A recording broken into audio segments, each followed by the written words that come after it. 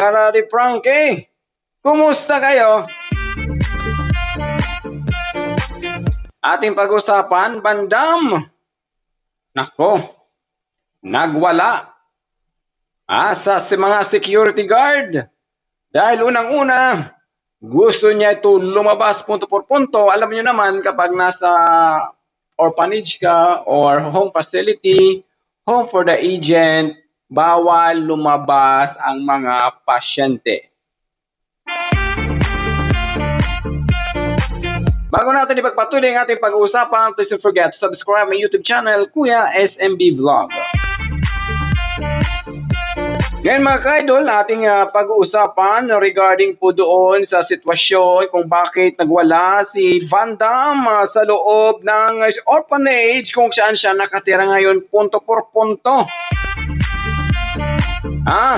Alam naman natin kung ano nangyaring mga nakaraan. Alam naman natin na nakakalabas-labas siya noon dahil tumatakas ito punto por punto. Dahil unang-una mga ka-idol, why nagagawa yun ni Bandam na tumakas? Unang-una, napamahal na po ito kay Daddy Frankie. Alam mo naman mga ka-idol, sobrang lungkot talaga sa loob ng orphanage, sa ward. Parang nakakulong ka talaga doon. Okay? May activity sila doon na ginagawa pero hindi naman lahat ng oras may activity. Okay, kung mag-base on tayo, si Bandam ay homeless. Malayo sa pamilya. Medyo, ano lang si Bandam, batang isip lang po. Pero nakokontrol niya ang kanyang sarili. Bakit noon nandun pa si Bandam sa monumento, nag-iikot-ikot sa mga tindahan humihingi kung anuman para sa pangangailangan niya? Bakit hindi siya kinuha ng DSWD? Ngayon, nakupkop, natulungan, ginawang tao ni Daddy Frankie, si Vandam, kailan napansin ng DSWD, kailan kinuha? Ngayon, nang kinuha ng DSWD si Bandam, inilagay sa isang orphanage, na pinamunuan ng DSWD, ang tanong, naging komportable kaya si Bandam sa kanyang kung saan siya nakatira ngayon? Bago natin ipagpatuloy ang ating pag-uusapan mga ka-idol, please comment section below kung anong mga opinion reaction regarding food this. Makakatulong po ba ito sa kalusugan ni Bandam na para mas malala pa sa kulungan ang ginawa ng DSWD na inilagay siya sa orphanage na bawal lumabas punto por punto? Kailangan ba ng assistant si Bandam para makalabas punto por punto? Kailangan pa ba ng may magbumisita, mag-assist doon sa labas kay Bandam para makalabas sa orphanage, sa ward, sa pamumuno ng DSWD? Ganun lang po din mga ka-idol lang ang point ni Kuya SMB. Na sobrang hysterical na ang nagawa ni Bandam doon dahil na gusto na talaga lumabas punto por punto that hours na yon, sa oras na po yon. Dahil malala pa sa kulungan po yung ginagawa nila. So alam mo naman natin na siguro kung sa lahat ng pasyente, kaya naman ni Bandam kontrolin ang kanyang sarili sa labas. Kaya niyang i-handle ng maayos, bakit hindi pinapalabas ng mga DSWD? Yun lang po dun mga ka-idol. Bakit hindi pinapalabas ng management, ng orphanage, yung orphanage man yun, kung home for the aged man yun, bakit hindi pinapalabas si Bandam? Kaya naman niya kontrolin, kaya naman niya alagaan, at kaya naman din maging independent si Bandam. Lulong lang po doon. Ang akin lang naman, sana payagan nyo naman si Bandam lumabas kahit once a week man lang. Alam naman na malayo ang pamilya. Kasi sa mga ganyan mga ka-idol, kailangan talaga na may taong bumisita dyan para makalabas si Bandam. Ang importante, ang kinukonfirm lang naman ng DSWD na may taong mag-assist sa kanya. Pero kaya ni Bandam unang-una, malayo si Bandam sa pamilya. Ang pamilya ni Bandam, I think, nasa Mindanao, wala dito sa Metro Manila. Kung mag-base on kay Daddy Frankie po tayo, alam mo naman natin si Daddy Frankie sobrang busy. Sobrang busy. At least, naging busy si Daddy Frankie kasi yun ang kagustuhan ng DSWD. Ayan, turn over na ni Daddy Frankie si Bandam sa DSWD. Binalik, yan. Yung kagustuhan yung hala, sige bira. Bakit umuwi si Bandam kay Daddy Frankie? Dahil hindi lahat ng gusto ni Bandam sa loob ng orphanage ay nakukuha niya punto por punto. Ganun lang po doon mga ka-idol, na alam naman natin sa kulungan ng orphanage na yun kung saan nakatira si Bandam or Hombarda agent, matataas ang mga pader po yan. Matataas. Why na hindi makakalabas, lalong-lalo binabantay ng security guard. Okay? Kasi kapag pumasok ka sa ward o sa mental or ano ang tawag po doon sa mga ganyang case, kontrolado talaga yan ng DSWD kung ano man ang naging ni Bandam sa kanyang sarili. Ganun lang po doon. Ang point ko lang naman po ipalabasin niyo na si Bandam kasi control naman niya ang sarili niya, alam niyang ginagawa niya. Kahit sa utal-utal ang kanyang pananalita, normal lang kanyang isip. Pagkita ng ibang tao, siya isip bata, na kaya niya alagaan ang sarili niya. Okay, kahit ganun siya magsalita utal-utal. Pero ang kanyang isip hindi utal-utal. Medyo isip kunting bata lang. Ganun po si Bandam, pero kaya na maging independent. Yun po dun yung na-obserbaran ko kay Bandam. Ganun lang po dun. Sana naman DSWD, kung sino man namahala po dyan sa orphanage na yan, na kung makikita nyo yung tao kasi total itong mga tao na yan, hindi nyo man yan at least kilala masyado kasi hindi naman talaga kayo kumuha niyan, di ba? Nag-second demotion lang kayo kay Daddy Frankie. So, ang nakakalam po dyan si Daddy Frankie. Ayaw man gustuhin ni Bandam na sumama sa DSWD na parang hindi naman ikulong pa, ilagay doon sa orphanage na yan para mapangalagaan daw doon sa loob. Ewan ko kung naaalagaan talaga. Well, sana naman bigyan nyo ng time na makalabas-labas din sila. Not full time na lagi nasa loob ng orphanage yung mga pasyente. Kahit pa paano, makakatingin man lang sila kung ano nagbago na ba yung environment. Kahit pa paano, mapapansin din yung paligid. Makikita din nila yung buhay nasa labas. Kasi kung nasa orphanage ka mga ka-idol na kung parang nasa kulungan ka. Totoo po. Kaya nag-hysterical si Bandam dahil nagwawala, whatever, na dahil po na gustong lumabas na makita na si Daddy Frankie. Mabuti pa daw dito sa labas, marami pagkain, marami pira kasi may sponsor.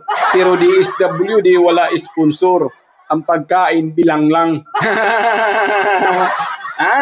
Ganon po talaga. So balang araw siguro kung makikita natin si Bandam dati sobrang taba, baka paglabas niyan payat na si Bandam.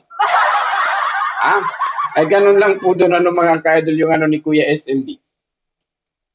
Wait lang, iinom muna si SMB kasi yung may isopagos. Agoy talaga pa.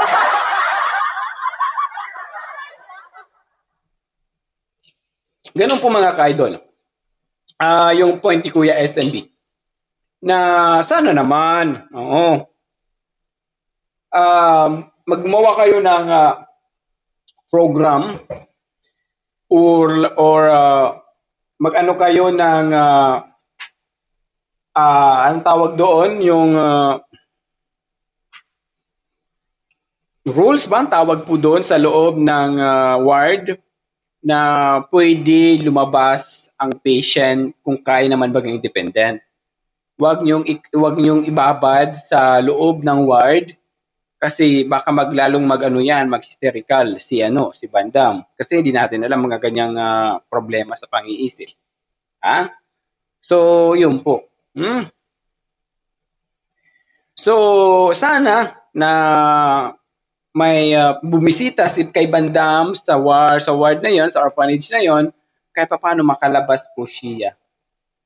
Okay? Kahit paano mabisita rin niya si Daddy Frank. Sana kung may time si Daddy Frankie na bisitahin si Bandam, bibisita at bibisita yan. Ngayon sa panahon ngayon kasi alam naman natin mga ka-idol, marami siyang natutulungan. Marami siyang mga nakatogang schedule sa kanyang mga natutulungan. So hindi siya masyado nakakapag-focus kay Bandam kasi parang kay Daddy Frankie, sinit aside niya si Bandam dahil unang-una na turnover niya sa DSWD, surely na sa isipan ni Daddy Frankie is safe na si Bandam dahil nasa gobyerno na siya. Ang namamahala sa kanila is pang gobyernuhang kung sa business kalakalan. Yung ganun po. Mga ka-Daddy's Frankie. So why na wag po tayo magtaka? Hindi na lahat actually lahat sila kasi kanya-kanya naman silang cases Lahat talaga yan may nagkakaroon silang word na hysterical. Each one of them. Si Bandam, si Ansing tuloy, si Oliver, si Neda, lahat po sila ng mga beneficiary. Ng mga medyo may problema sa pang-iisip. May word silang may time talaga yan nag-hysterical. Lalong-lalo tingnan mo si Ate Nida. Kapag di ayaw niya talaga, kapag hindi niya gusto talaga, nag-hysterical talaga siya. Nagwawala siya. Alright? Ganun po sa kanila. Dapat kung anong nasa isipan nila, dapat yun ang masunod punto por punto.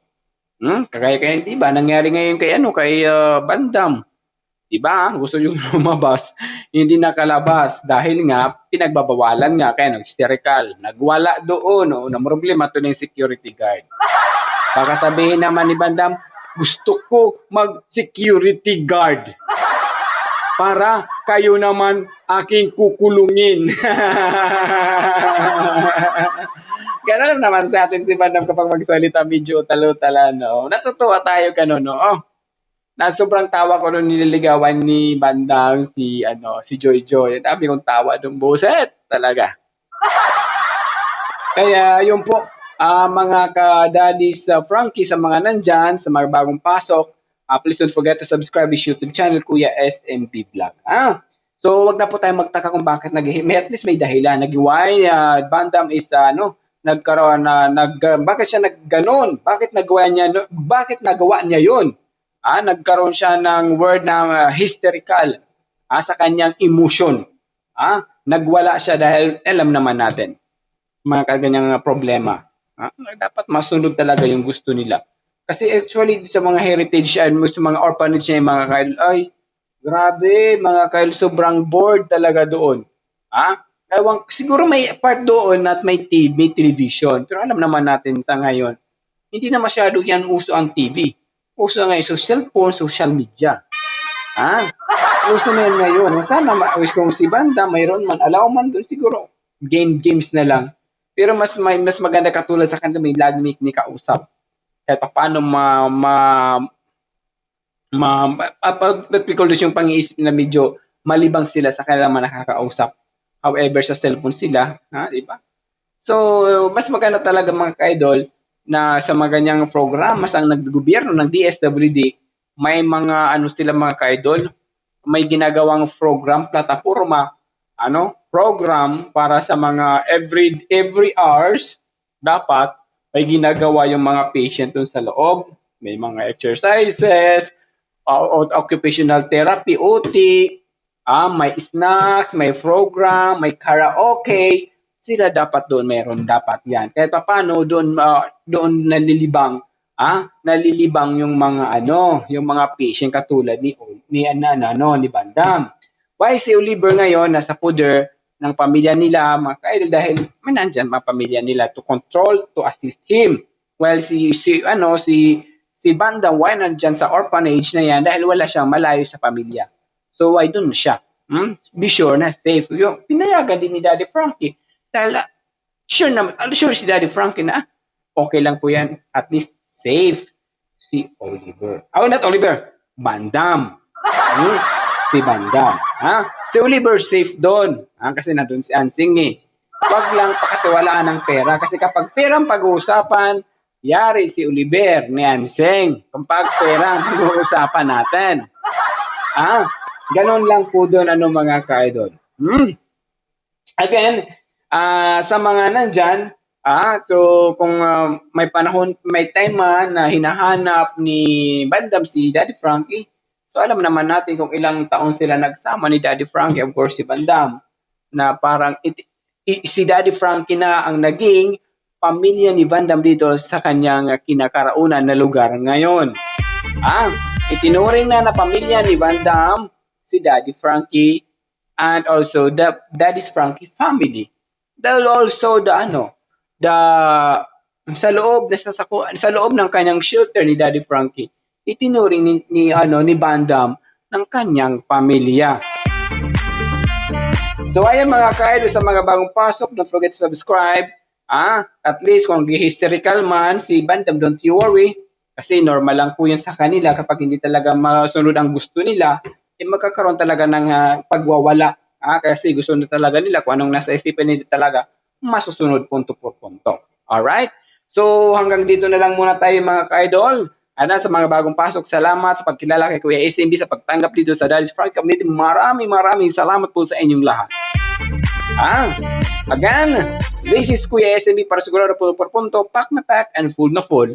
Ang purpose lang naman Kuya SMB, magtulungan, magkaisa, maging solido at pulido, na maging maayos, matagumpay ang takbo ng community ni Daddy Frankie. Hanggang sa muli, God bless, mabuhay tayong lahat. Love you all.